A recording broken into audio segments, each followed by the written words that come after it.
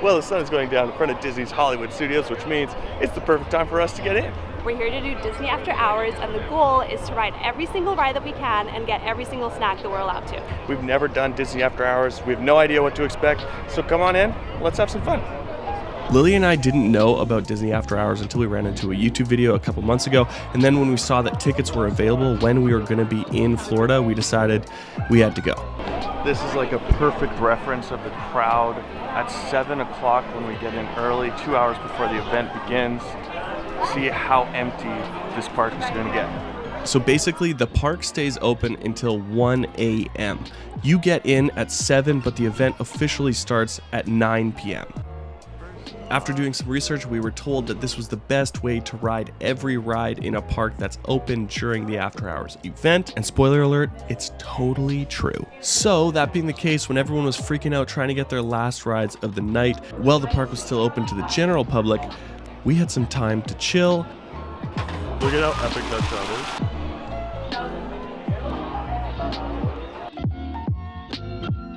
We just got out of Muppets Vision 3D, and I forgot how unhinged that show is. It does not hold up, like, from what you remember as a kid. That was an experience. It's crazy. It's like a kid's show on crack. And I caught Fantasmic for the first time ever, and I loved it.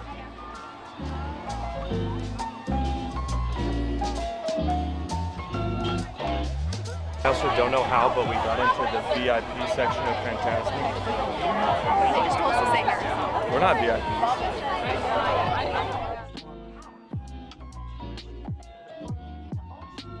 Okay, so the time is currently 9:11. If you do not have a pass, you can no longer get on the rides for Disney After Hours, which means it's our time to shine.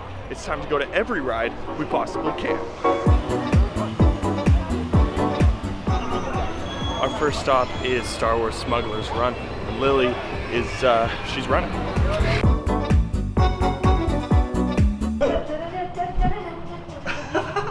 Don't need to run!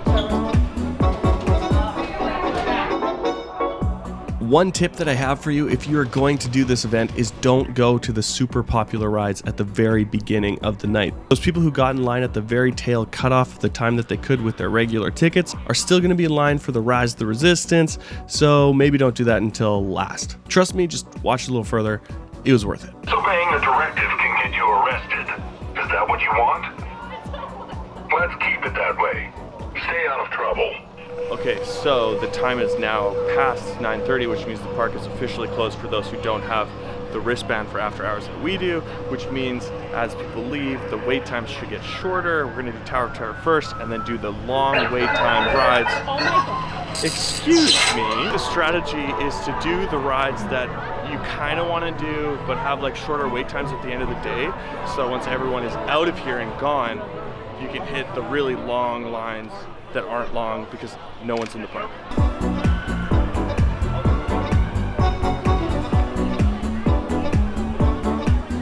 It's official, 20-minute wait for Tower of Terror right now. And they just checked our wristbands for the first time.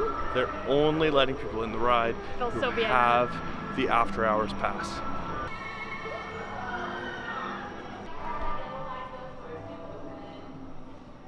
In just a few moments, the library doors in front of you will be opening. Please stand back from the doors as they will be opening toward you. Thank you. Oh, do some deep breathing exercises. Anything to help calm your nerves. Go, Troy, go, go. Thank you. Perfect. The Twilight Zone.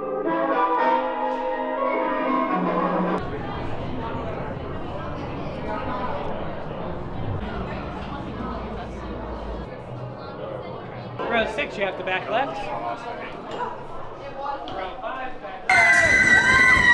Okay, so that was 10 minutes in and out, but now we're gonna do a test where we do it again and see how fast we can do it twice. This is our second stay in the Twilight Zone. It feels like I've been here before.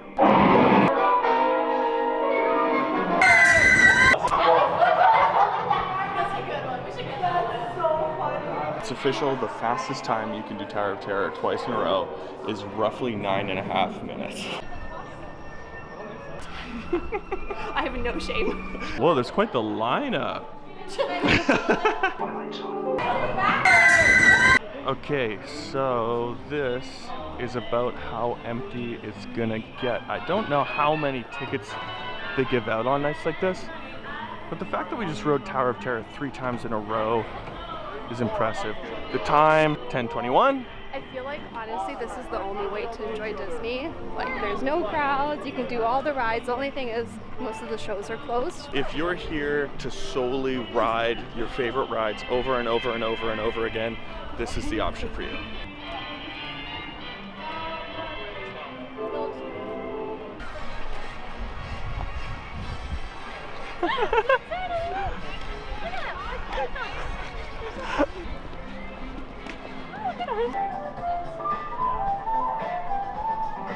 I didn't know how strict they'd be about checking wristbands, but basically at every entrance to every like Disney World, they check the wristbands. So not just the lines, but if you're entering like at Galaxy's Edge, they check.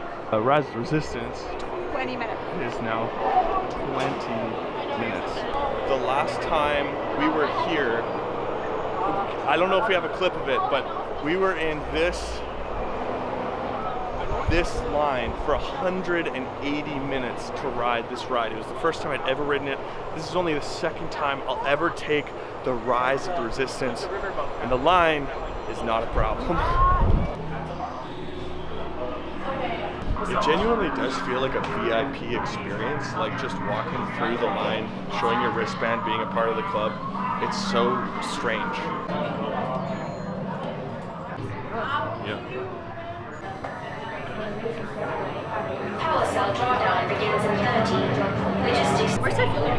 We have encountered our first line of the night, and it's not much long. Like the ride is just around this corner, so it's not that bad. Make sure those wristbands are visible at all.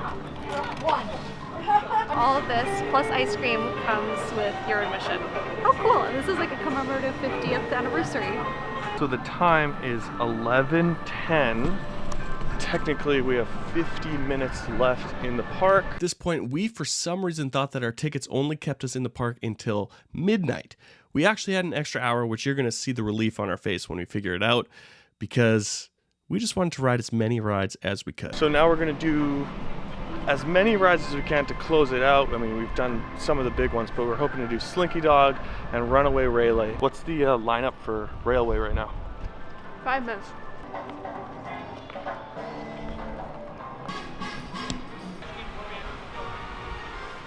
Told you nothing was gonna go wrong. We got 3 rides to go, all in Toy Story Land. Can we do it?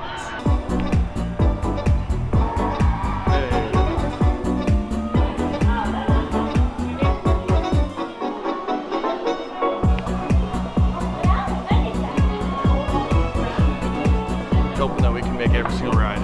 That's my hope right now. It's kind of stressful. Oh, you look great.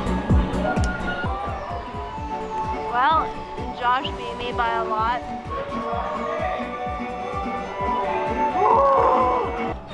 Okay, 2 more rides to go. I don't know the name of the next one. And then Slinky. Hopefully, we can get both of them in. Let's go, let's go, let's go, let's go, let's go, let's go. It basically is a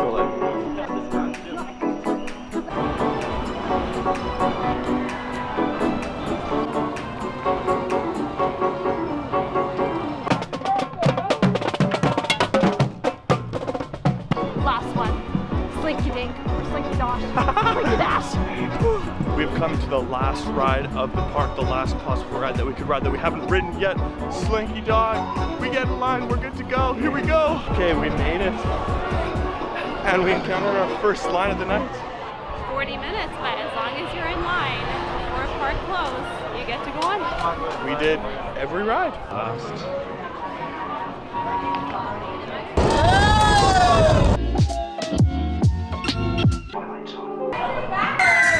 Well, we accomplished everything that we wanted to. We rode every ride. Tower of Terror 4 times. 4 times. That was worth it. We recommend it to everyone. Honestly, yeah, if you're an adult and you don't have young kids that have an early bedtime, this is such a good way to do everything, be able to ride rides multiple times, and just enjoy the parks with like minimal crowds, minimal wait times. Honestly, couldn't recommend it enough.